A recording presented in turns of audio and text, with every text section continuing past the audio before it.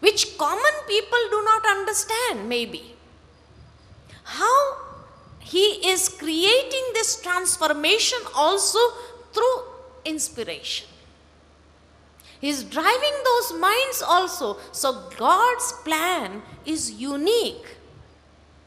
Sometimes very difficult for us to conceive in our minds, because his level of working, his style of working is divine. He does not come into that bodily form to perform the task physically like us. So his style is unique. And this he has clearly mentioned in Gita of how he functions. Provided we take our consciousness level to that subtle level, from the gross level or the physical level, and then we will understand how he works, how his works are divine. It means whenever the soul starts experiencing its divine sanskaras, the kalpa begins. So when the complete transformation in the sanskars is there, nowadays we find people, before we find that some years back, people were a lot of corrupted minded, polluted minded. But today's young generation, we see the awareness in them that they are able to talk about values.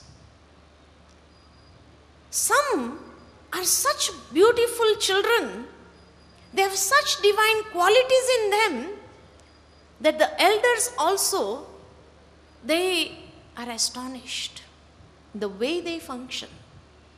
So that means that transformation had been taking place. In the previous life maybe the sanskaras were becoming divine, and now when they have come into the next life, they start working, functioning on the basis of that divine sanskaras. So this is how the confluence is going on. Somewhere we see extreme of impurities, and somewhere we see divine thoughts coming up. Why are people drawn towards spirituality? More than religion, they are drawn towards spirituality. Why? Why are those spiritual gurus flourishing in the world? That means a revolution is coming. When the industrial revolution took place, more and more industries were coming up. More and more people were joining that. The blind faith was removing. They were coming out and they were indulged in that. And there was a change. When science started advancing, we came out of that times and the human mind became like a computer. Who created this computer? It is human mind only. So you can see the works that are done by the mind and the way the minds are changing. And now from the computer age also towards spirituality. Again it is a silent revolution coming in the minds of people. They would like to be more spiritualized than stay in those boundaries of religion. So why this awakening is there? This is also a transformation. And this is also an inspiration of the Supreme, which is driving them to that divine source, which is trying to, where they are trying to absorb that divine power within them, so that they are able to transform themselves completely. And whenever it attains the feelings and experience of being equal to God, then it is the end of the kalpa, in which there is transformation of body, time and the age, from iron age to golden age. The time is transferred and the body also gets transferred. This body is made up of the impure 5 elements of nature. But when the time gets transformed, the golden age is there, we get a body which is known as Kanchan Kaya of the deities. So everything starts changing. This process of change, some can realize, spiritually elevated can realize. But those who are not at all spiritually ignited, hardly they can realize. And they are so much into that materialistic world only. Their level of functioning is at a very gross level, superficial level, at the physical level only. But those who are spiritually ignited, there is an awakening within them. They are able to understand the works of the divine, how the supreme style of working is in this world. And that is why he had said in the 4th chapter, Yada yada hi dharmasya. When does he descend and how does he work? For that he says, I need the exact time to be here. And before that time he cannot come. He has to come at that time. And it is at this time only that we find there is so much of irreligiousness in the world. And then he says, when I incarnate in a human form, very clearly is stating, when I incarnate in a human form, the foolish ones ridicule me. They mock at the Supreme also. They do not know my divine form as God because they are addicted by devilish nature of attachment. And then the question which arises in Arjuna's mind is, then who knows that you have come in this form? Those who live liberated from attachment, in divine activity, they recognize my eternal, immortal form and remember me with special, loveful feelings. Again and again he's saying, those souls, they have special, loveful feelings towards God. They make effort to remain the embodiment of yoga with a lot of determination every day. They are very determined in that thought. And every day they become the embodiment of yoga, the form of yoga, and they are able to know him accurately. So to know the Supreme is not an ordinary task. How he is, how he functions, how he does his activity, gradually he is opening up the secrets.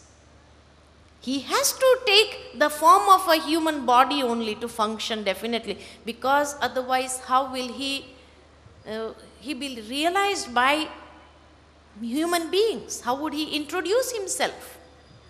Just by those vibrations, we are not in the position to catch those vibrations. We don't understand that language of vibrations.